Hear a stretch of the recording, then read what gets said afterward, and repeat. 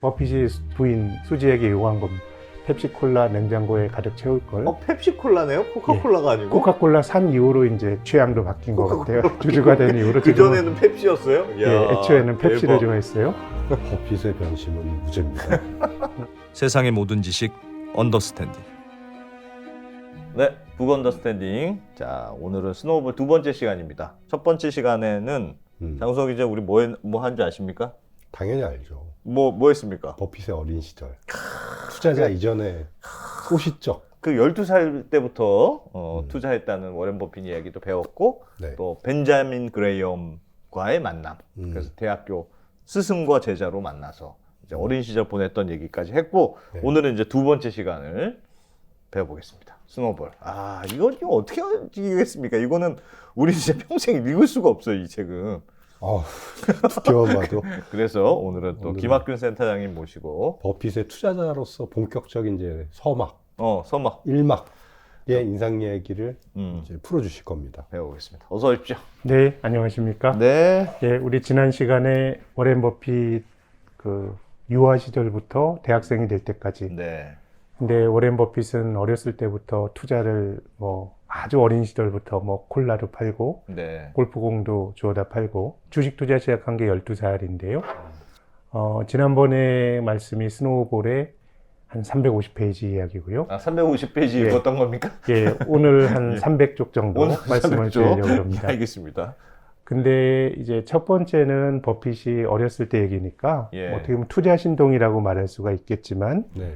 우리가 아는 주식 투자라든가 이런 것들은 이제 이번부터 전업 투자자로 버핏이 활동했던 시기가 오늘 말씀드릴 내용입니다. 시기적으로는 1953년부터 1969년까지 얘기니까요. 워렌 버핏이 1930년생이니까 23살 청년에서 39살. 2030 때 버핏의 삶을 살펴보는 그렇지. 거예요. 2030 천방지축 때. 2030인데 네, 저희는 영끌인데.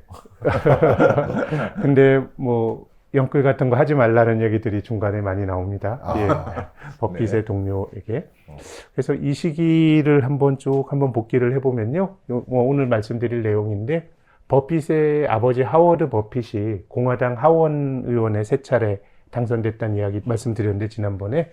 1952년부터 정치 낭인이 됩니다. 공화당에서도 배척당하고 하면서. 너무 셌다면서요. 그러니까 공화당의 주류와도 완전히 어긋났고, 특히 이제 1952년도에 아이젠하워 대통령이 공화당 대통령이죠. 두 번 네. 재선하는데 아이젠하워 대통령 반대편에서 이제 활동을 하는데 매우 올곧게 그려지기는 하는데 이분의 주장이 미국의 보수주의자들보다 조금 더 오른쪽으로 간 상당히 조금 이제 극우적인 주장을 하다 보니까 약간 트럼프였네요, 당시 트럼프.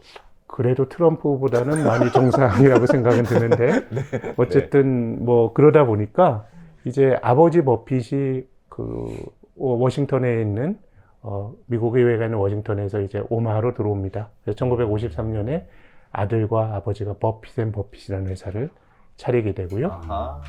그리고 일권 말미에 보면 스승인 벤자민 그레이엄이 운영했던 자산운용사 그레이엄 뉴먼에 예.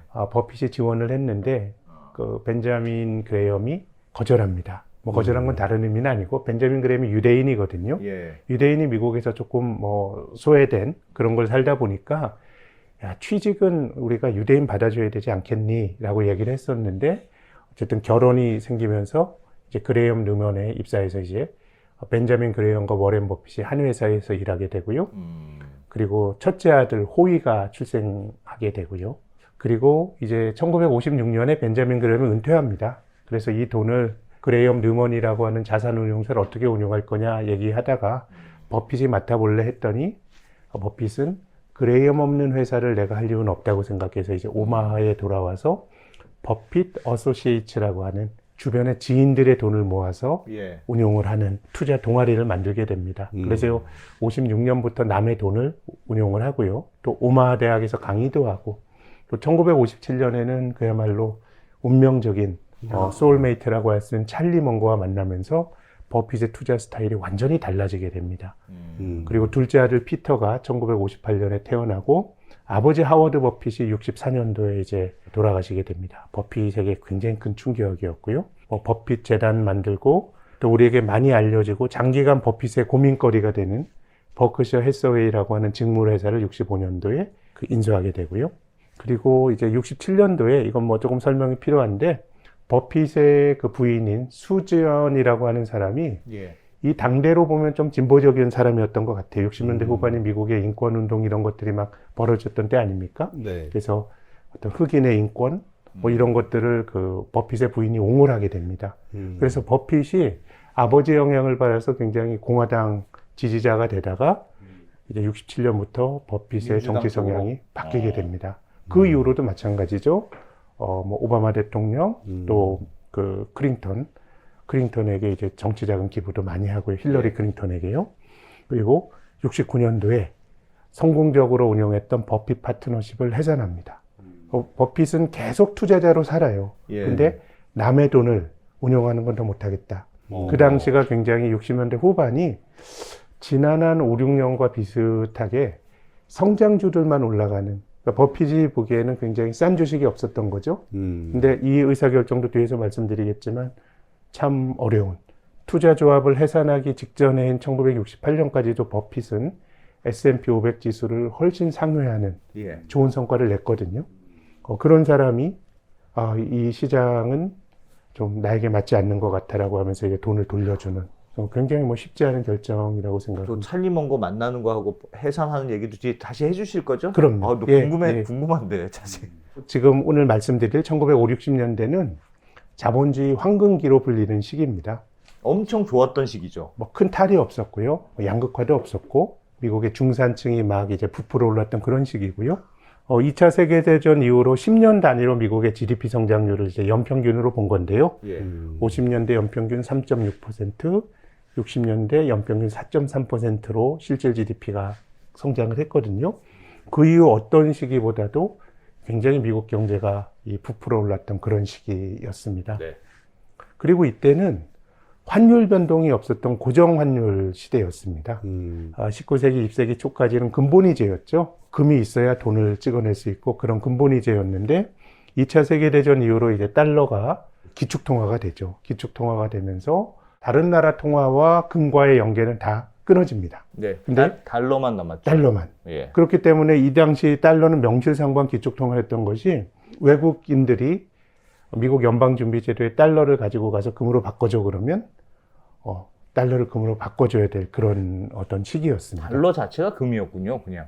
그렇죠. 사실상. 어떻게 보면 이 당시에 그 통화제도는 금환본위제입니다. 고정환율제였어요. 그러니까 통화가치의 변동이 없는 거죠. 근데 이 그 고정환율제라고 하는 거는 저는 그 70년대 이후로 여러 가지 금융위기가 발생을 하고 우리나라 외환위기도 기본적으로 환율이 변동하면서 원화 가치가 떨어지면서 발생했던 일이거든요.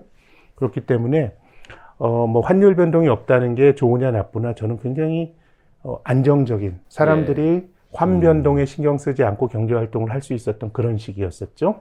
그러다가 이제 1971년도 다음 편에 말씀드릴 그 시기에 이제 미국이 더 이상 전 세계에 내줄 수 있는 달러가 없어지게 됩니다. 네. 그러니까 이 금환 본위제가 유지되기 위해서는 미국의 대외 수지가 안정적인 균형을 유지해야 되는데 60년대 후반부터 이제 미국이 경상수지 적자가 누적이 됩니다. 예. 그리고 정치적으로 미국에 좀 대립각을 세웠던 프랑스의 드골 대통령 같은 경우는 군함을 동원해서 뉴욕에 가서 금을 그냥 달러를 주고 가져가는 이런 일들이 이제 발생하게 되기 때문에 그 이후로 이제 환율 변동이 생기는 어떻게 보면 굉장히 이제 금융위기도 생기고 하는 그런 세상이 열렸던 거고요. 그래서 이제 환율에서 큰 변동이 없다 보니까 심각한 금융위기가 없었던 1950, 60년대 그런 어떤 좋은 시절이었고요. 예. 뭐 성장이 좋을 수 있었던 거는 2차 세계대전 이후 파괴를 복구하는 과정에서 뭔가 이제 수요가 굉장히 많았던 그런 시대라고 말할 수 있습니다. 성장률도 높았고 불평등도 지금보다 훨씬 작았던 그래서 1950, 60년대를 자본주의 황금기라고 불리고 버핏이 이때 투자를 본격화했죠. 야, 뒤에는 달러 가치가 이제 금이랑 교환을 포기하면서 네. 달러 가치가 떨어진 거잖아요. 크게 보면 떨어진 거죠. 예. 예. 이 가격 금 대비 금 달러 가격이 오른 거니까. 네. 그럼 달러가 매우 안정됐을 시기에 또 버핏이 투자를 시작한 거군요. 그렇습니다. 외국인들 입장에서 보기에 그 환율을 걱정하지 않아도 되던 시기. 그럴 수도 있지만 이때는 뭐 자본 이동이 뭐 많지 않은 굉장히 이제 폐쇄적인 그런 어떤 경제였기 때문에 경제의 운영에 있어서 환 변동성으로부터 초래되는 불확실성이 별로 없었던 그런 시기였습니다. 좋은 시기 시작. 사람은 운빨이 있어야 된다니까. 그래서 이제 S&P 500인데요. 워렌 버핏이 전업 투자자로 나섰을 때가 얼추 보면 대공황 이후로 시장이 회복되기 시작했던 시기였습니다. 예. 그렇기 때문에 굉장히 타이밍이 좋았죠. 예. 야. 타이밍이 좋은 것 중에서도 버핏이 성과가 좋았습니까? 아니면 그 당시에는 뭐 투자하면 대충 그 정도는 돼. 네. 그런 뭐 시기였습니다. S&P 500보다 워렌 버핏의 성과는 훨씬 좋았으니까 훨씬 좋았어요. 시장도 좋았지만은 아, 버핏의 투자 성과도 시장을 훨씬 상회하는 뭐 그런. 그리고 또 이제 버핏이라고 하는 사람이 어렸을 때부터 투자 신동이었지만 미국의 지방인, 변방인 오마하에 있었던 사람이거든요. 예. 근데 60년대 중후반부터 버핏이라는 사람이 이제는 전국적 인물이 됩니다. 예. 투자 잘하는 워렌 그걸로 버핏이라는 사람이 소문이나요? 있다라고 하는. 30대부터 전국구 인물이 된 거예요. 그렇습니다. 투자에 있어서는요. 네. 기사가 났나 보지. 네. 투자 수익률 몇 %? 네. 특히나 이제 포브스라고 하는 잡지가 예. 미국의 그 경제 잡지잖아요. 이제 버핏이 포브스라고 하는 잡지와 굉장히 친하게 지냅니다. 기자들과도 친하게 지내고, 특히 이제 포브스에서 버핏에 대한 기사를 썼던 캐롤 스미스라고 하는 사람은 지금 버핏이랑 같이 일합니다. 여기자인데요. 그러니까 노 기자죠. 60년대부터 글을 썼는데, 지난번에도 말씀드렸지만 워렌 버핏이 매년 한 2월 정도가 되면 주주서한이라고 하는 걸 발표를 합니다. 예.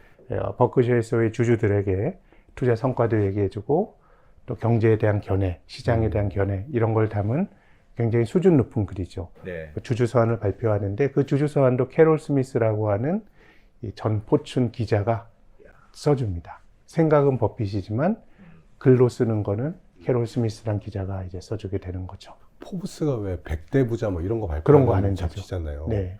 그때만 해도 성과가 대단했나 봐요. 그런 잡지. 인터뷰를 했나 공신력 봐요. 있는 잡지에서 네. 버핏을 조망했으니까. 그러니까 이제 60년대 중반부터는 그야말로 전국구 그때 그 기사를 쓴 기자가 캐롤 스미스예요? 캐롤 스미스입니다. 그럼 그때 기사 한번 쓴 걸로 지금까지 같이 버핏이랑 일하는 겁니까? 뭐 그게 계기가 된지 모르지만 중간중간 교류한 얘기들이 대박이다. 나옵니다. 굉장히 이제 오래 교류하는 거죠. 네. 지금 보시는 그림은 이제 S&P 500 지수의 PER입니다. 이 대공황 때 굉장히 이제 버블이 심했죠. 예. 그래서 이제 밸류에이션이 비쌌다가 이 버핏이 투자했던 시기는 사람들이 주식을 외면했던 시기입니다. 상당히 쌀 때 시작을 했죠. 네. 근데 물론 이제 지나고 나니까 쌀 때 투자를 했구나라고 생각하지만 싸다라고 하는 건 사람들이 주식에 대한 관심이 없고 걱정이 많을 때거든요. 그렇죠. 그러니까 이때 투자하는 건 사실은 약간의 좀 시장에 역행적으로 투자하는 역발상 투자의 컨셉도 있고 용기도 있는 건데 시장의 밸류에이션이 높아지면서 1960년대 후반에는 뭐 대공황 때보다는 쌉니다만은 굉장히 이제 20세기 들어서 밸류에이션이 높은 이제 주식이 이제 더 이상 싼 주식이 없어지는 겁니다. 예. 여기서 버핏이 직면하게 된 이제 도전은 버핏의 스승은 벤자민 그레이엄인데 벤자민 그레이엄은 주식이 이렇게 제값을 못 받을 때 담배꽁초 주식을 싼 주식이 널려 있었던 거거든요. 네. 그런 거 사서 돈을 벌 수 있었는데 이 시기는 별로 싼 주식이 없는 없어지기 거죠. 시작하는 거고 예. 또 보기에 따라서는 주식이 굉장히 고평가돼서 거래가 됐기 때문에 버핏은 이때 투자를 타인들의 돈을 맡아서 운영하는 투자를 접습니다. 그전에 말씀하셨던 게 저거군요. 네, 굉장히 뭐 66년의 고점이지만 이게 거의 뭐 60년대 후반까지 상당히 고공권에서 밸류에이션 형성이 되거든요. 그러다 보니까 담배꽁초 주식이 없어지고 버크셔 해서웨이는 1965년에 샀는데요. 예. 버핏이 그 주식을 사고 고생하면서 직물회사입니다. 굉장히 싸다고 샀는데 야 내가 한 모금 담배 빨고 버리려고 그랬는데 버크셔 해서웨이는 한 모금 빨아도 이게 안 나오는 굉장히 잘못된 꽁초를 샀다라고 이렇게 토로를 하거든요. 아하. 필터만 남은 거지, 필터만. 담배꽁초. 그 워렌 버핏과 벤자민 그레이엄 그리고 벤자민 그레이엄과 찰리 멍거라는 사람이 워렌 버핏에게 영향을 많이 준 두 사람이거든요. 예. 버핏과 요 벤자민 그레이엄, 찰리 멍거 이야기를 좀 드리면 그레이엄은 기본적으로 싼 주식을 이제 사라고 얘기를 많이 했습니다. 예. 침이 축축하게 묻은 채 길거리에 버려진 소위 장초를 찾아서 먼지를 털어내고는 불을 붙이고 마지막 한 모금의 연기를 맛있게 빨아들인다. 근데 이제 벤자민 그레이엄의 증권 분석이나 이런 걸 보면 네. 이 사람도 기본적으로 알에 대해서는 굉장히 천착하는 사람이에요. 깊게 알아야 된다, 투자 대상에 대해서.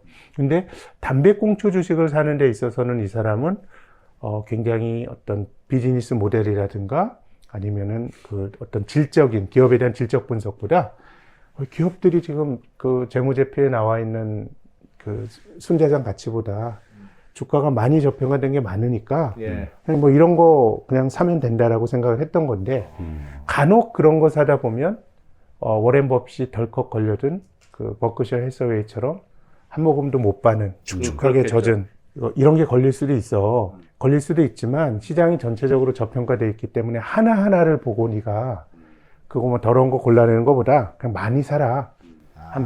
그래서 뭐 100개 정도 분산 투자를 했다 그래요.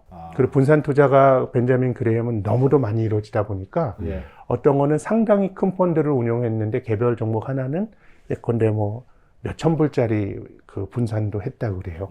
그래서 싼 주식을 광범위하게 사라라고 하는 게 벤자민 그레이엄의 주장이었죠. 표현도 되게 웃기네요. 일정 꽁초들은 더러워서 입에도 대지 못한다. 네.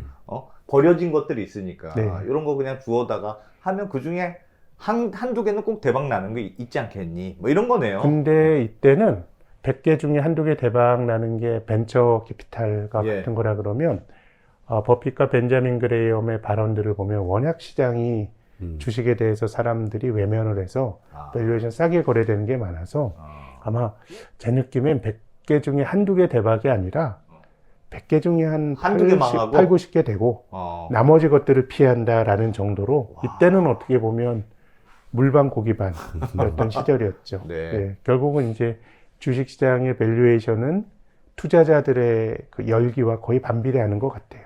그래서 시간을 이길 수 있는 사람들의 경우는 굉장히 사서 기다리면 돈을 벌 수 있는 그런 시기였죠. 당시가 가치 투자가 많이 될 수밖에 없는 시기였군요. 그러니까 그럼요. 워낙 싼 시기였으니까 그럼요. 주식 투자에 관심도 없고 네. 망해가던 시기. 그럼요.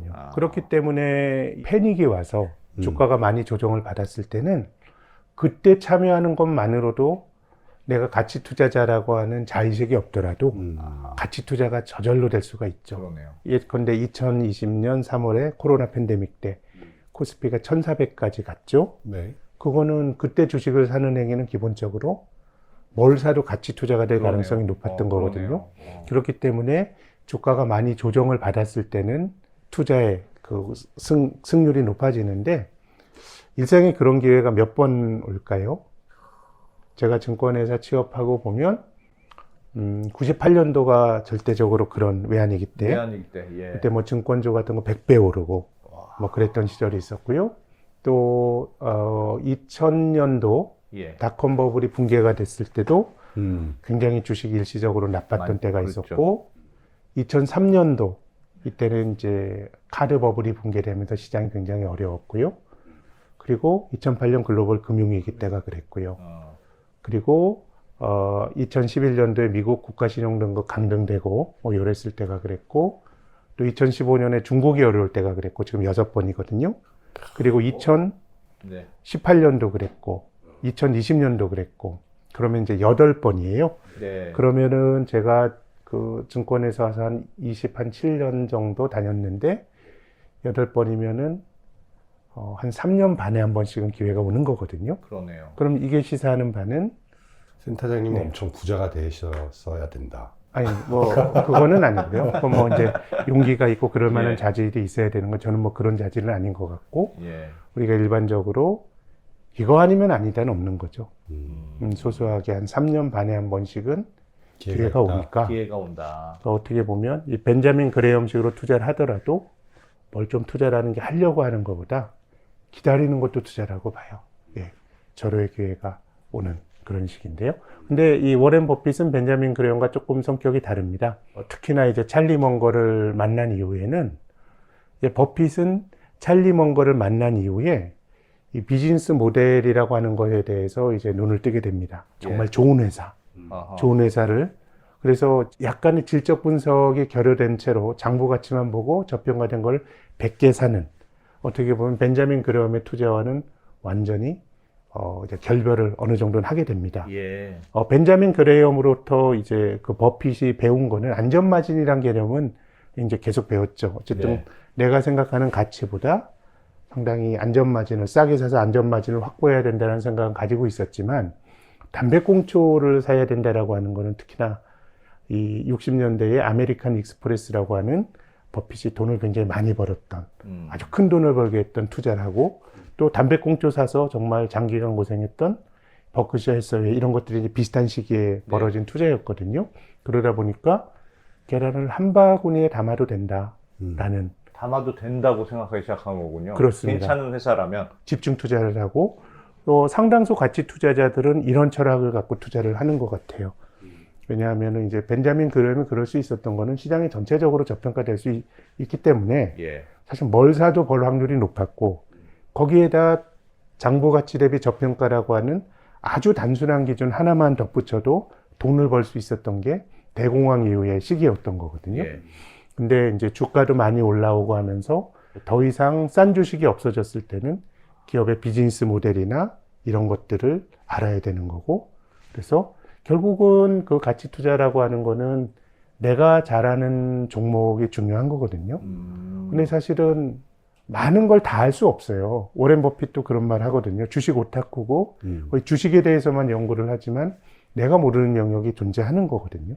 그렇기 때문에 내가 잘하는 종목, 그럼에도 불구하고 내가 틀릴 가능성도 있지만 어느 정도 안전마진이 확보되는 종목에 집중 투자를 해야 된다는 주장을 하니까 벤자민 그레엄과 오렌 버핏은 조금 이제 결이 많이 달라졌죠. 굉장히 액티브한 투자처럼 보이네요. 이렇게 보니까. 그럼요. 기본적으로 이 가치 투자자들은 주가 지수를 벤치마크해서 인덱스와 비슷하게 맞추고 전혀 그러지 않죠.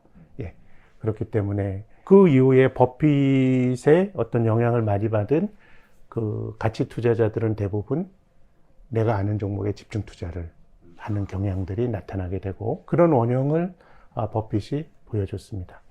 그리고 이제 돈에 대해서에 대한 철학도 벤자민 그레엄과 버핏은 다른데요. 벤자민 그레엄은 귀족이에요. 영국에서 와서 예. 어려서부터 라틴어도 잘하고 예술에 대해서도 되게 관심이 많아서 시도 쓰고, 또 브로드웨이에 희곡을 써서 연극을 올리기도 해요. 상업적으로 성공하지 못했지만. 그래서 돈이 목적이 아니고 주식이라고 하는 건 지적인 훈련이고, 야. 돈을 아무리 번다고 하더라도 우리 사는 방식에 큰 차이가 없다. 막 이런 얘기를 버핏에게 합니다. 근데 버핏은 일단 돈에 대한 집착이 매우 심해요. 또 공짜를 즐기고, 이 스노우볼 첫 장에 보면 이제 그런 얘기가 나와요. 어디 컨퍼런스 같은 데 가서 가족들 같이 가가지고 공짜 음식 먹고 하는데 이제 공짜를 좋아한다 이런 얘기가 처음 나오는데, 자동차도 없었고, 지금은 자동차가 있죠. 자동차를 빌려도 기름도 돌려도 채워지지 않았지만, 네. 그렇지만은 이제 이 사람이 버는 것 자체에는 굉장히 집착이 심하지만, 예. 돈을 쓰는 데 있어서는 거의 자선 사업에 스스로 재단도 만들고, 또 빌 게이츠와 이제 이혼을 했지만, 빌 게이츠와 멜린다라고 하는 마이크로소프트 창업자 부부의 재단에 거액을 기부를 하고, 그래서 이런 말은 참 멋진 말인 것 같아요. 이제 버핏도 자녀들에게 이제 증여를 하는데, 자녀들에게 뭐라도 시도할 수 있으나 그것만으로는 충분하지 않은 정도의 재산만을 상속하겠다. 이런 얘기를 합니다. 그래서 버는 과정에 있어서는 좀 심하네. 이렇게 돈 많은 사람이 그런 생각이 들지만, 또 쓰는 거는 쓰는 데 정성처럼. 있어서는 굉장히 또 다른 일면이 보이는. 뭘까 그런 차이를 만들었을까요? 벤자민 그레엄은 원래 부유한 집안 출신이고 귀족 출신이고 네. 버핏도 그렇게 어려운 집안 출신은 아니었던 것 같아요. 근데 벤자민 그레엄의 아버님이 아마 골동품상 같은 걸 했을 텐데 개인의 기질 차이도 있고, 예. 버핏은 상인 집안이에요. 동네 할아버지가 동네에서 식료품점을 했었거든요. 그래서 이 상인 마인드가 굉장히 강했던 그런 사람인 것 같습니다. 그리고 이 사람들이 투자를 하면서 특히 가치 투자자 입장에서는 이제 주가가 가치보다 저평가되어 있는 종목을 사는 거 아닙니까? 예. 근데 이제 매우 흥미로운 것은 벤자민 그레이엄이나 워렌 버핏이나 투자를 하면서 주주 행동주의 같은 거 하는 게 좀 나옵니다. 이 벤자민 그레이엄이 이게 1940년 정도 일인데 노던 파이프라인이라고 하는 이 회사가 송유관 하는 회사인데 이 회사가 이제 철도 채권도 굉장히 많이 보유하고 있는데 벤자민 그레이엄이 주총 같은 데 가서 현금과 주식 배당을 이끌어냈고 또 워렌 버핏은 그 샘본 맵이라고 하는 회사인데요. 이 회사도 굉장히 과도한 유보고 또 이사회 한번 이 사람이 갔는데 굉장히 비싼 시가를 그 이사들이 피웠나 봐요. 회사 돈으로. 그러니까 야, 내 돈이 이렇게 썩는구나 분개를 해가지고 역시 배당 확대를 이끌어냈고 댐스터 밀 매뉴팩처링이라는 회사는 이건 그 풍력 회사입니다. 풍차 만드는 회사인데요. 역시 비슷한 컨셉인데요. 현금 배당 확대를 이뤄내서 그래서 주가가 저평가되는 거는 글로벌 금융위기 때나 대공황 때처럼 쇼크가 발생해서 사람들이 주식 투자를 외면할 때 전체적으로 싸지고 그때가 기회가 되고 주주들에게 지배구조가 친화적이지 않을 때 주식이 저평가되거든요. 이런 어떤 주주 행동주의 이런 것도 한국도 전 세계적으로 굉장히 주식이 싼 그 나라이기 때문에 어느 정도는 제값을 받기 위해서는 행동주의라든가 뭐 이런 것들도 필요하지 않은가. 근데 이게 사실 1940년대 벌어진 일이고요. 워렌 버핏은 거의 1960년대에 벌어진 일이거든요.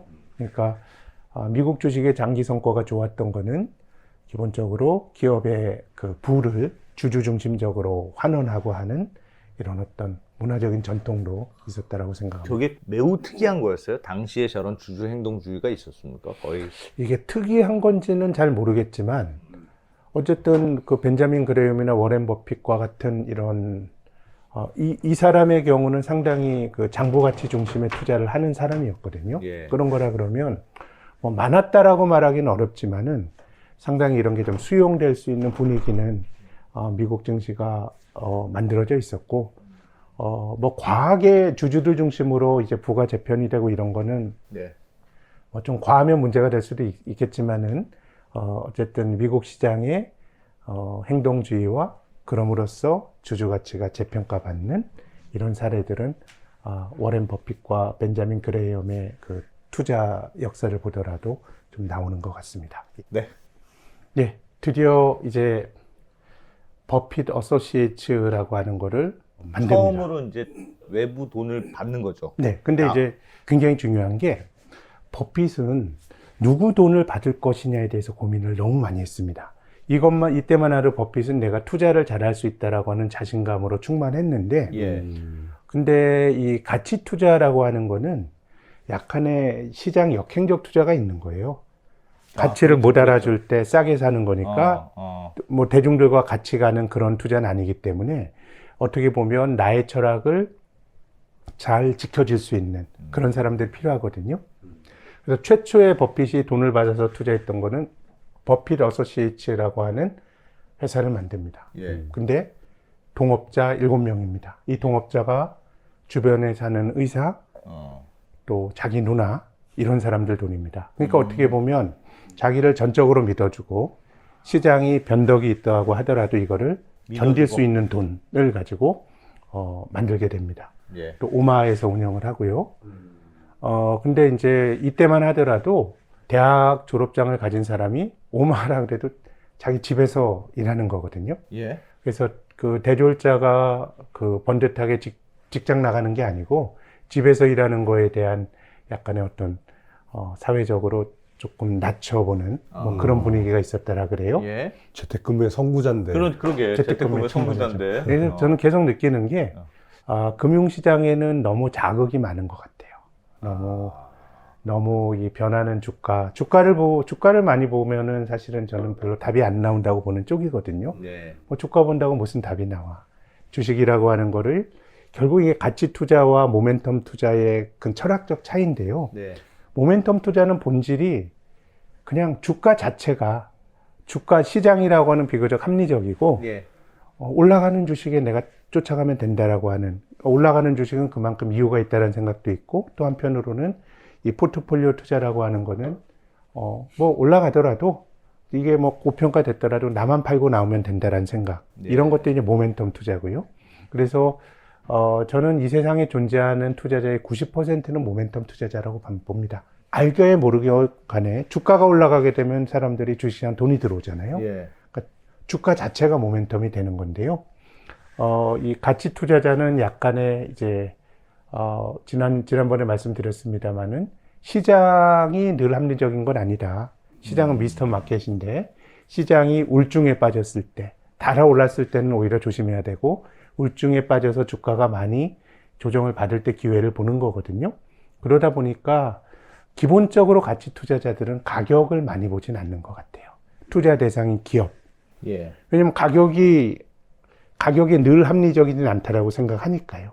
그러니까 이걸 보는 건 큰 의미가 없는 거죠. 그렇게 본다 그러면 뭔가 좀 조용한, 아주 왁자지껄한 월스트리트이 아닌 조용한 곳에서 투자를 하는데 이 사람은 이제 오마하에서 투자를 했고요. 예. 4%가 넘는 수익률의 절반은 버핏이 가져가는 거고요. 4%까지 수익률은 4분의 1은 버핏이 가져가고 마이너스 손실은 영구적인 버핏의 부채예요. 한번 손해를 봐서 배당을 무조건 못해주면 4%는 보장해주겠다? 네. 는 뜻입니까? 근데 예를 들어서 4% 한 해에 4% 깨먹었다. 마이너스 4% 깨먹으면 그 다음에는 8%를 벌어줘야 되는 거예요. 오. 벌기 전까지는 자신은 더 많이 안 가져가는 겁니다. 아. 근데 이 4%라는 게 실은 뭐 지금 보면 굉장히 낮잖아요. 워렌 버핏과 같은 이런 그 투자의 규제가 4%를 허들로 삼는 거는 그런데 근데 이때 이제 대공황이 있었던 시기입니다. 예. 그래서 버핏이 남해 도는 게 56년인데요. 56년 기준으로 직전 30년의 다우지수의 연율화 수익률이 3.9니까 한 4%였고요. 그리고 20세기 들어와서 1950년까지의 연율화 수익률은 3.7이니까 이런 것들이 고려되었지 싶습니다. 당시 은행 예금금리가 훨씬 더 높지 않았습니까? 이건 왜 그러냐면 네. 대공황 때 주식이 한번 폭삭 내려앉아가지고 25년을 까먹어서 그래요. 왜냐하면 이제 주가가 추세적으로 이렇게 쭉 올라간다 그러면 사실은 이거보다 성과가 좋았을 텐데 네. 대공황 직전에 다우지수의 고점이 1929년 9월이었거든요. 이걸 다시 넘어간 게 1954년입니다. 25년이 지났던 거예요. 이때 주식 산 사람은 그러니까 25년 동안 주식이 기본적으로 못 오른 마이너스네. 거예요. 이제 그러다 보니까 아, 이제 대공황이 들어가 있다라고 말할 수가 있고요. 하나는 그거고 또 하나는 당시 은행 예금이 높았으면 저 뭐 연율로 하면 3.9%지만 투자자 같은 경우에는 4% 수익으로 만족하지 못했을 수도 있을 것 같다는 느낌이 들어서 4%는 미니멈이니까 미니멈. 네. 그리고 또 예를 들어 4% 벌었다 그러면 네. 버핏은 한 1%만 가져가는 거예요. 물론 이제 사람들의 투자 자금의 1%를 가져가는 거니까 적다고 말하기는 어렵지만 기본적으로 이제 4%가 넘어야 버핏도 그 넘어가는 이익이 수의 되고. 절반은 가져가는 거니까 4%는 어떻게 보면 굉장히 소박한 최소한의 투자 수익률이라고 말할 수가 있겠죠. 늘 저도 개인적으로 고민하는 게 가치 투자라는 게 맞는데 내가 누군가 가치 투자, 워렌 버핏 같은 훌륭한 사람한테 맡길 수만 있으면 맡기긴 하겠으나 맡겼는데 언제 될지 모르는 거잖아요. 그럼요. 그게 그러니까 지금은 저평가인데 언젠가 시장에 알아줘야 수익이 실현되잖아요. 네. 그럼 언제 시장에서 알아줄 거냐? 네. 내가 얼마나 그러니까 최선은 가치 투자자의 최선은 너무 일찍 알아봐도 안 되고 네, 네. 사람들이 알아보기 직전에 내가 먼저 알아봤는데 마침 그 다음에 네. 뭐 이렇게 짠 알아봐서 주가가 확 튀어야지만 성공한 투자자인데 한 10년간 못 알아봐 사람들이 진짜 괜찮은 회사긴 한데 그럴 수도 있잖아요. 그럴 그러니까 수도 있죠. 그 시간이 얼마나 걸릴지 모르니까 야 제가 보기에는 저 4%도 매년 4%라고 하더라도 4%안 되면 내가 책임질게. 그거 엄청 무서운 말 같습니다. 들으니까 또 적은 그럼요. 퍼센테이지가 아니에요. 그럼요. 네. 그래서 이게 예전에 1950년대 초에 이 워렌 버핏의 스승인 벤자민 그레이엄이 미국 의회에 갑니다. 그래서 뭐 그 당시엔 의회에서 이런 얘기까지 했던 것 같은데 당신은 저평가된 주식을 사서 기다려 그게 어떻게 돌아오는 건가요? 언제 돌아오는 건가요? 라는 얘기를 했는데 예. 의원의 질문에 벤자민 그레이엄은 잘 모르지만 뭐 그런 경향은 있는 것 같습니다라는 얘기를 했거든요. 예. 그래서 이것도 역시 뭐 답이 있는 건 아닙니다. 그러다 보니까 이제 가치 투자자들은 레버리지를 높여서 투자하면 안 되고 계속 한없이 기다린 금융비용이 계속 갈 수도 있는 거고 예. 또 이 저평가라고 하더라도 이게 뭐 저평가 더 깊어질 수도 있는 거거든요. 그래서 기본적으로 가치 투자는 기다릴 수 있다는 게 전제가 되는 거예요. 근데 이제 내가 외상으로 주식을 사게 되면 어떤 하방 변동성에 내 포지션이 청산이 될 수도 있기 때문에 어떤 레버리지를 일으켜 사는 거는 가치 투자자들이 권하지 않죠. 예. 이 밑에 있는 건 뭐냐면 버핏 어소시에이츠라는 걸 만들고 주변에 있는 지인들이 자꾸 내 돈도 맡아줘 해가지고 뭐 버핏 펀드, BC, 언더우드 파트너십 이런 것들이 계속 생깁니다. 아하. 이 투자자들은 한 서너 명 정도 되는 투자자들이에요. 예. 그러다가 1961년에 최초의 버핏이 돈을 모아서 투자했던 버핏 어소시에이츠와 이 밑에 있는 이런 것들을 다 합쳐서 버핏 파트너십이라고 하는 게 만들어집니다.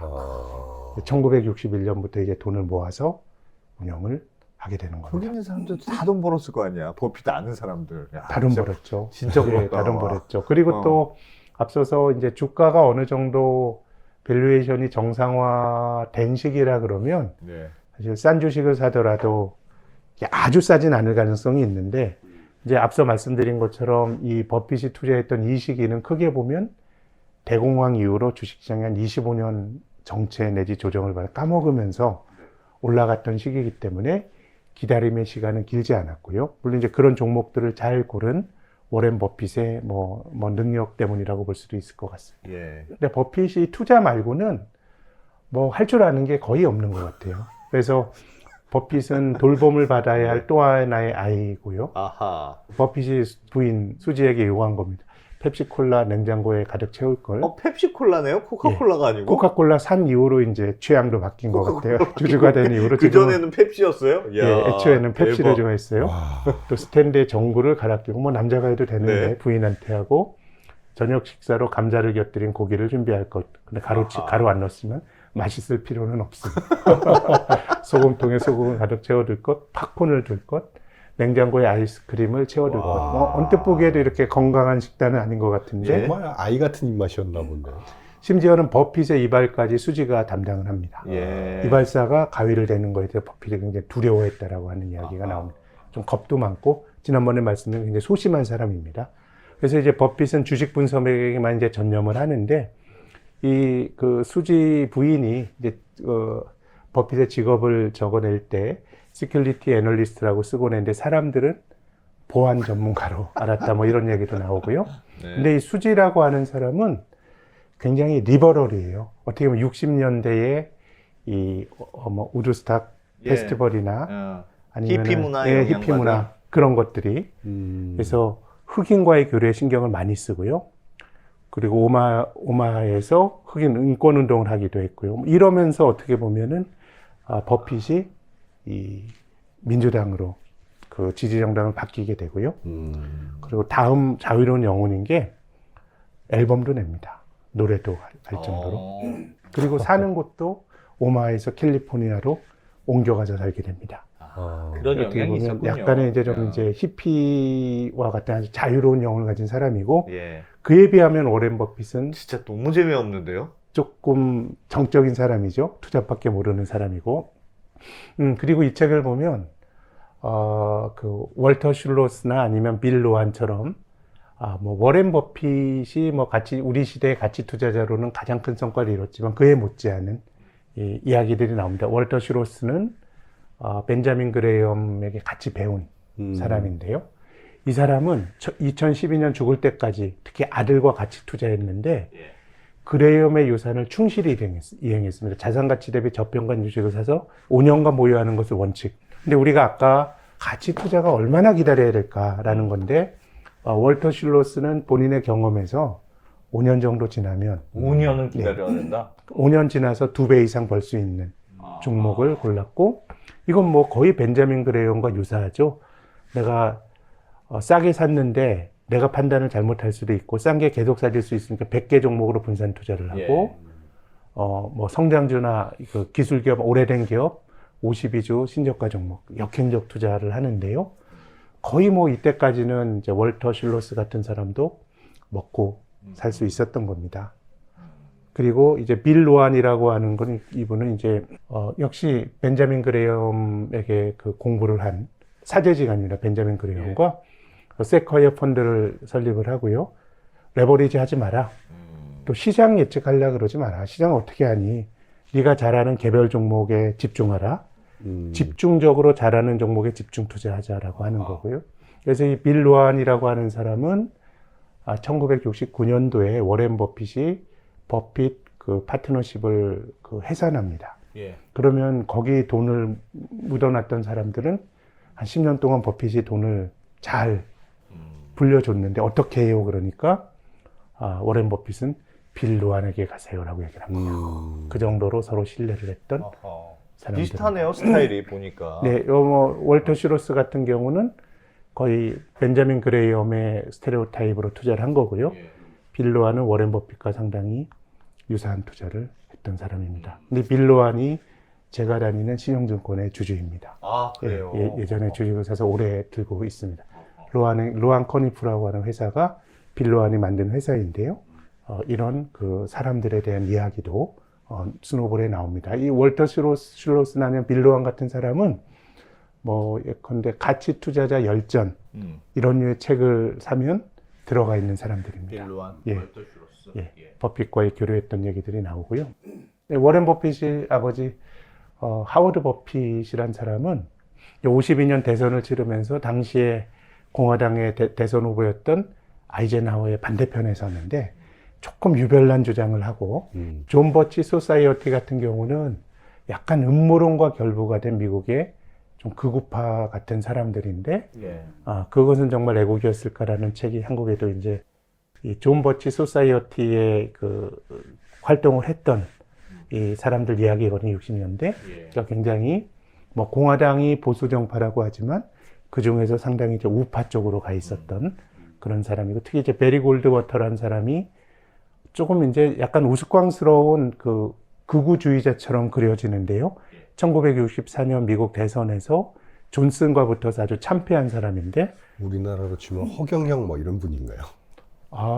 허경영 그렇게까지 그거보다는 황당하지 조금 조금 비교는 안 되는 것 같은데 그리고 어쨌든 미국의 정치사에서 아마 트럼프는 이겼지만은 트럼프가 만약에 대선에서 졌으면 이런 느낌이. 그런 약간 패배자와 비슷한 그런 느낌이었을 거예요. 뭐 이 사람 지지하고 하다가 이제 64년도에 이제 숨을 거두게 됩니다. 근데 이제 버핏이 아버지가 돌아가시고 나서 머리가 이렇게 듬성듬성 두 군데 빠질 정도로 충격을 많이 받았다 그럽니다. 버핏이요? 근데 그리고 아버지가 돌아가실 때 장례를 치르는 것도 버핏은 너무 마음이 아프고 겁이 나서 잘 못하고 그 모든 절차를 수지가 했다라고 하는 이야기도 스노우볼에 나옵니다.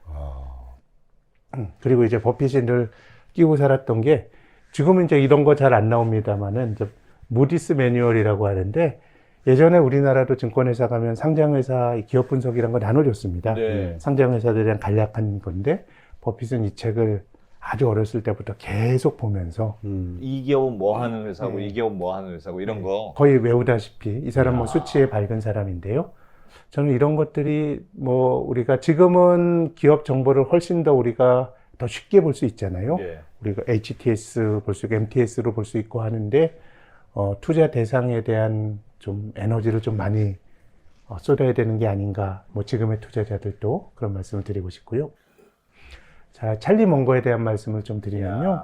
드디어 나왔네. 찰리 멍거가 지난 11월 말에 이제 세상을 떴죠. 예. 또 돌아가셨는데 찰리 멍거는 워렌 버핏보다 5살 많습니다. 1925년생인데 버핏과 1957년에 만나는데 이 만나기 직전에 찰리 멍거의 개인사는 굉장히 불행한 사람이었습니다.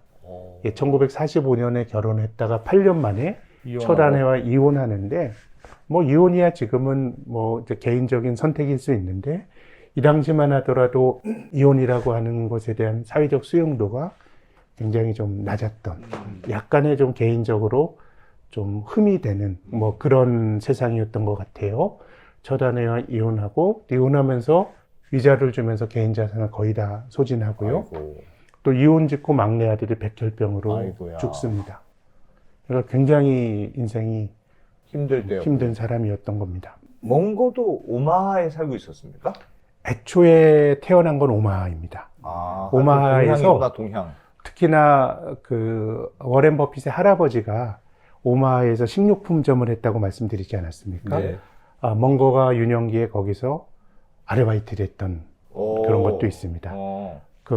그랬던 사람인데 이제 버핏과 만나기 전에는 이제 캘리포니아에서 변호사로 이 사람이 그 해군으로 2차 세계대전 참전하거든요. 근데 미국이 2차 세계대전 참전했던 군인들에게 막 대학 들어가게 하는 포괄적인 그 사회복지 프로그램이 있었거든요. 예. 그래서 아마 하버드 로스쿨 나왔지 싶어요. 정확히 기억나진 않지만. 그래서 이제 변호사로 활동을 하다가 1957년에 만나게 됩니다. 그래서 찰리 먼거도 굉장히 여러 가지 훌륭한 말을 많이 했는데요. 아는 것보다 무엇을 모르는지 아는 게 더 중요하다라는 얘기도 하고, 사람들은 똑똑해지려고 노력하지만 나는 멍청해지지 않으려고 노력한다. 근데 그게 참 어렵더라라는 얘기도 하고요. 또 이게 굉장히 어떻게 보면 그 벤자민 그레이엄의 철학과는 반대가 되는, 무난한 기업의 주식을 싸게 사는 것보다 좋은 기업의 주식을 제값 주고 사는 게 낫다라는 얘기를 합니다. 밸류에이션이 싸지 않은 기업이 있다고 하더라도 기업 이익이 계속 늘어나게 되면 결국은 밸류에이션 부여하게 되는 펀더멘탈은 개선되는 거거든요. 그래서 이제 찰리 먼거는 비즈니스 모델을 보고 이제 사야 된다라는 거고, 그래서 그레이엄의 약점은 미래에 대해서 너무 겁이 많았다라고 찰리 먼거가 말합니다. 근데 이제 그레이엄이 이 사람이 이제 투자했던 시기가 대공황도 있었고, 또 중앙은행이 생기기 전에는 금융위기가 주기적으로 나타났어요. 미국의 중앙은행 생긴 건 1913년이거든요. 그러다 보니까 그 벤자민 그레이엄이 살았던 세상은 위기가 주기적으로 나타났기 때문에 미래가 되게 불안했던 건데, 먼거는 조금 다른 해석을 하고요. 센터장님, 근데 저렇게 생각하는 건, 그러니까 찰리 먼거처럼 생각하는 건 사실상 약간 가치 투자보다는 네. 약간의 성장주에 투자하는 컨셉이 들어간 거 아닙니까? 그렇죠. 예, 그렇죠. 꽤 그렇게 보이는데요. 지금은 네. 이 가격이 매우 싸진 않지만 앞으로 굉장히 커질 기업이니까 네, 지금 가격은 싼 거야. 네. 그렇게 보는 거잖아요. 그런 거죠. 그래서 결국은 가치라는 게 벤자민 그레이엄은 확실한 과거의 정태적인 가치 대비해서 주가를 비교해서 싼 주식을 산 거고요. 예. 찰리 먼거류의 주식은 미래 가치에 대해서 내가 더 많이 잘 안다 그러면 결국은 내가 가늠할 수 있는 미래 가치 대비해서 싼 주식을 사면 된다라고 생각을 했던 것 같고요. 그래서 저는 그 스코틀랜드에 한 투자자가 굉장히 좀 훌륭한, 이 사람들은 가치 투자를 한다고 생각하는데 테슬라의 2대 주주까지 갔었고요. 가치 이야. 투자자를 표방하는데. 예, 아마존 주식도 샀었어요. 근데 제가 생각에는 그 본질은 그 기업에 대한 알매 깊이예요. 그러니까 뭐 그냥 대충 올라가는 걸 쫓아가는 게 아니고, 그래서 벤자민 그레이엄과 비슷한 시기에 투자했던 필립 피셔라고 하는 사람은 네. 성장주 투자의 아버지거든요. 예. 근데 이 사람은 한 주식을 살 때 별의별 거를 다 물어봐요. 그러니까 뭐 경쟁사 인터뷰도 하고 회사 그만둔 사람도 물어보고, 그래서 이 사람은 성장주 투자에서 돈을 많이 벌었고, 예. 동시대에 벤자민 그레이엄 가치주 투자에 돈을 많이 벌었거든요. 예. 그래서 핵심은 알민 것 같아요. 아. 근데 이제 벤자민 그레이엄과 같은 과거의 정태적인 가치로 돈을 벌 수 있었던 거는 시장이 전체적으로 저평가되어 있으니까 돈을 벌 수 있었던 거고요. 예. 그렇지 않다 그러면은 뭔가 찰리 먼거와 비슷한 스타일로 접근을 해야 되는 거고, 지금의 투자자들도 저는 기본적으로는 과거의 정태적 가치보다는 먼거 스타일로 먼거류가. 가야 된다라고 생각합니다. 지금 환경에는 저게 더 맞는 것 같아요. 그렇죠. 싼 주식이 널려있던 시기가 아니니까. 지금은 조금만 좋아도 정보가 빨라서 그럼요. 사람들이 빨리빨리 알아보잖아요. 네. 지금은 미래는 누구도 모르는 거니까. 그래도 최소한 저도 한국 시장을 보면서 느끼는 거는 순자산 가치 대비 저평가된 주식을 그냥 사는 것보다 예. 뭔가 그 기업이 성장은 있는 주식, 성장은 있고 그 안에서 가치를 좀 싼 주식을 사는 게 맞는 것 같고요. 그래서 이 버핏이 굉장히 흥미로운 얘기를 했어요. 찰리 먼거를 만나서 먼거에게 영향을 받는 이행기에 놓여 있었다. 마치 청교도 개혁운동 시기에 사는 것과 비슷했다. 하루는 마틴 루터 킹 목사의 연설을 듣고 하루는 교황의 연설을 듣는 시기였다. 아하. 먼거가 킹 목사고 그레이엄이 교황이었다. 그래서 이 사람은 굉장히 기본적으로 그 알매 천착을 하고 내가 미래 가치를 잘 알려고 노력을 하고 그 가치보다 저평가된 주식을 살려고 하는 태도는 가치 투자자의 태도거든요. 그렇게 본다 그러면 역시 너무 많은 거를 하지 않는 게 중요한 것 같아요. 이런 종목이 내가 인생 살면서 얼마나 잘 나오겠어요. 내가 그 기업의 미래를 잘 아는 것도 어렵고, 예.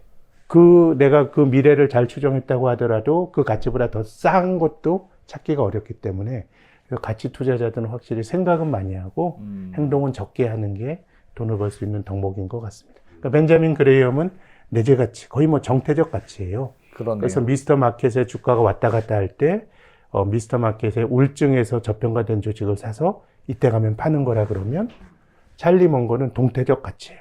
기업의 내재 가치가 계속 증가하니까 아하. 주가가 왔다 갔다 하더라도 기업의 가치는 개선이 되는 거죠. 아하. 코카콜라, 아메리칸 익스프레스 이런 것들이 찰리 먼거의 영향을 받았습니다. 그래서 이 시기에 실제로 투자했던 케이스들을 보면 아메리칸 익스프레스는 워렌 버핏이 정말 큰 목돈을 정말 벌었던 그 주식인데요. 예. 1963년도 케네디 대통령이 당하기 바로 직전에 미국 언론의 헤드라인을 장식했던 거는 샐러드 오일 스캔들입니다. 이건 뭐냐면 샐러드에 들어가는 오일을 보관하는 창고가 있는데 누가 사기친 거예요. 그 창고 안에 들어가는 오일을 바닷물을 그냥 다 창고 안에 채워놓고 위에만 그 오일을 둥둥 뜨게 했던 거예요. 근데 아메리칸 익스프레스가 이 창고에 포함되어 있는 오일에 대해서 보증을 서준 거예요. 어허. 근데 이게 사기로 드러나니까 이게 이 창고는 파산 신청하고 아메리칸 익스프레스는 굉장히 수천만 달러, 60년대 돈을 배상해 줘야 됐어요. 그리고 주가가 68달러에 35달러로 급락을 합니다. 근데 이때 워렌 버핏이 계속해서 이제 막 알아보는 거예요. 아메리칸 익스프레스의 비즈니스 모델은 뭐지? 창고 투자해서 큰 돈을 날렸지만 여행자 수표와 신용카드를 쓰는 게 이 아메리칸 익스프레스의 비즈니스 모델이니까 예. 막 탐문도 해요. 사람을 풀어가지고 예, 우리 상점에서 계속해서 아메리칸 익스프레스 카드 쓰는지 봐라. 뭐 그런 것들을 보고 또 그 이전의 성과가 되게 좋았고 특히나 이 장기로 기업에 투자하게 되면 경영자의 도덕성이 굉장히 중요한데요. 근데 이때 그 아멕스의 CEO였던 클락은 선제적으로 내가 보상해 주겠다라고 하면서 했기 때문에 이 주식을 샀어요. 근데 이때 밸류에이션이 PER이 16배고 EV 에비타가 11배니까 그렇게 싸진 않았네요. 상당히 비싼 주식이었죠. 예. 저는 그 찰리 먼거를 만나지 않았다 그러면 워렌 버핏이 이 주식을 못 샀을 거라고 생각해요. 그래서 이제 이때부터 워렌 버핏은 비즈니스 모델을 보기 시작했고요. 그래서 그 위에 코카콜라라든가 최근에 애플이라든가 이런 기업을 샀던 어떤 가장 초기 투자 형태가 아메리칸 익스프레스였고요. 이제 버크셔 해서웨이는 꽁초 한번 빨려고 샀는데 빨아들일 것도 남지 않았던. 네. 근데 이건 실적 경제 불안정했고, 근데 나중에 후회하는 거예요. 이게 장부 가치가 높다고 생각했는데 기계 장치 같은 게 이게 노후화돼 있어 실제로 장부 가치가 높지도 않았고, 또 이제 장기 영업 환경의 변화, 그 직물업이라는 게 아시아 국가들에게 뒤처진다는 걸 이제 파악하지 못했다라고 하는 이제 반성을 하게 되죠. 이것도 역시 그냥 그 장부 가치만 보고 샀을 때 실패니까 요게 비슷한 시기예요. 아메리칸 익스프레스가 조금 먼저고 버크셔에서 한 게 조금 나중이니까 예. 어떻게 보면 그레이엄식에 투자를 했다가 실패를 한 케이스고요. 그 아메리칸 익스프레스는 먼거에 이제 그 영향을 받은 거죠. 네. 근데 이제 1960년대 후반 주식시장의 분위기는 이건 한번 읽어보시면 좋을 것 같은데요. 2, 3년 주식시장에 돈을 벌어본 것이 전부인 소위 전문가라는 사람들의 옷자락을 잡고 사람들이 주식시장에 막 돈을 아하. 투입시킨다. 묻지마 투자네, 묻지마 투자. 어디서 많이 본 모습이네요. 50개가 넘는 투자회사들이 신설됐고 60에 가까운 회사들이 설립 준비를 하고 있었다. 주식 사는 일이 유행이 되면서 미국 역사상 처음으로 광범위한 집단의 개인 투자가들 주식을 보유하게 됐고 버핏은 이런 분위기를 행운의 편지에 비유했습니다. 희망에 차고 경솔하게 남의 말을 믿는 탐욕스럽고 어떤 믿을 거리에 매달리는 사람들이 차고 넘치고 있다. 이게 이제 이 사람이 버핏 파트너십을 접기 전에 시장의 모습입니다. 그래서 이제 버핏의 그 투자를 한번 좀 복기를 해보면요. 일단 뭐 일관된 원칙인데 일단 잘 아는 걸 투자했던 거예요. 아메리칸 익스프레스는 내가 안다고 생각했고 반도체나 뭐 직접 회로는 이런 걸 모르니까 인텔 같은 데는 투자를 안 한 거고요. 그리고 뭐 인간 삶의 주요한 문제들이 심각해. 이 사람 굉장히 평판을 신경을 많이 써요. 그래서 뭐 이제 문제가 될 수 있는 쪽은 투자를 하지 않는 거고. 그리고 이제 1968년, 69년도에 밸류에이션이 높아졌다는 걸 모두에 말씀드렸는데요. 이때를 고고장세라 그럽니다. 가는 종목만 더 비싼 종목이 더 가고 또 이때 그 아폴로 11호가 달에 갔을 때거든요. 그래서 미국에서 사명 변경 붐이입니다. 트로닉스, 오닉스 막 회사 이름을 바꿔요. 예전에 우리 코스닥 버블 때 닷컴 함 주가가 올라가는 것처럼 그런 주식들이 올라가는 거니까. 아하. 그래서 1968년도에 샌디에고에서 그레이엄 신봉자들이 모입니다. 벤자민 그레이엄도 가고요. 버핏도 가고요. 앞서 말씀드린 빌 로안도 가고 월터 실로스도 갑니다. 이 사람들이 모였던 거는 1934년판 증권 분석 한 곳만 들고 오라는 거예요. 그래서 많은 얘기를 했지만 너무 비쌌다라는 겁니다. 그렇기 때문에 버핏은 파트너십을 해산합니다. 나는 이런 시장 환경에는 맞지 않습니다. 그리고 영웅으로 남겠다는 생각에서 내가 제대로 알지도 못하는 게임을 잘해보려고 노력하다가 그동안의 수익률을 망쳐놓는 어리석은 짓을 저지르고 싶지 않습니다는 얘기를 했는데 굉장히 훌륭한 얘기인데 근데 보통은 우리가 어떤 거를 접을 수도 있는데 잘 나가더라도 일단 한번 좀 실패를 맛보고 그러고 접죠. 거기서 먼저 예. 끊으면 사실은 대부분의 사람에게 좋은 의사결정이거든요. 우리가 실수를 하는 거는 사실 성공의 경험이 실수로 이어지는 경우가 많아요. 세상은 바뀌는데 나한테 익숙한 쪽으로 하다가 그렇죠. 근데 워렌 버핏은 68년도까지 돈을 맡긴 사람들의 돈을 잘 벌어줬는데 이거를 끊는다라고 하는 건 제 생각에는 1만 달러가 26만 달러가 되는데 예. 26배네? 엄청나게 와. 많이 올랐죠. 와. 그래서 버핏은 이때 이미 뭐 1,000만 불 정도 60년대 통화 가치로 뭐 4% 넘는 건 절반 자기가 가져가는 거잖아요. 예. 그러니까 이제 거부가 됩니다. 그러면 투자를 접고 버핏의 그 부인인 수지는 버핏이 투자를 접는 거에 대해서 굉장히 기뻐합니다. 기뻐해요? 이제 와, 아빠 이제 역할도 사람으로 하고 돌아왔구나. 뭐 그래야 된다라는 어. 건데 네, 버핏은 계속 투자를 하죠. 남의 돈 돌려주고 남의 돈으로 투자할 정도까지는 안 되는 환경이라고 생각한 거군요. 그런 거죠. 그래서 이제 버핏은 명예 같은 거 되게 중시하는 사람이고 또 기본적으로 이게 역행적 투자고 60년대 버핏이 한 성과는 버핏의 전체적인 투자 커리어에서 보더라도 이례적인 성공이죠. 왜냐하면 그 이후에 버핏은 한 10년에 한 번 정도는 욕을 많이 못 씁니다. 버핏의 신기도 떨어졌구나, 신통력이 없어졌구나 아하하. 이런 얘기를 듣고 아하. 실은 가치 투자는 이제 그런 과정을 거치는 거거든요. 근데 60년대에 버핏이 아주 잘했던 거는 벤자민 그레이엄의 투자 방법이 먹힐 정도로 상당히 저평가된 시장이었기 때문에 굉장히 좋은 시절을 보냈던 겁니다. 알겠습니다. 와. 다음 시간에는 이제 버핏이 좀 고전을 하고 또 이제 버핏이 미디어에 관심을 많이 해서 이제 지역 신문사도 이제 인수하고 하는 건데요. 유명해지는 본격적인 시기입니까? 이제 이때부터 유명해지고 어. 이제 투자 말고 다른 쪽으로 관심을 넓혀나가는 이야기들이 다음에 나옵니다. 저는 근데 이번 시간에 진짜 제일 충격인 게 버핏이 펩시콜라를 뭐 하셨었다는 게 진짜 충격이네, 충격. 네. 충격과 공포. 왜요? 아니, 그동안 그 코카콜라는 완전 원래 좋아했던 건 펩시였는데 억지로 지금 코카콜라 먹고 있다는 뜻이잖아. 버핏의 변심은 무죄입니다. 코카콜라 뭐 주주가 되니 마시는 게 얼마나 기분이 우와. 좋겠습니까? 자기가 마셔야지 주가 올라가는데. 알겠습니다. 네, 고맙습니다. 네. 감사합니다.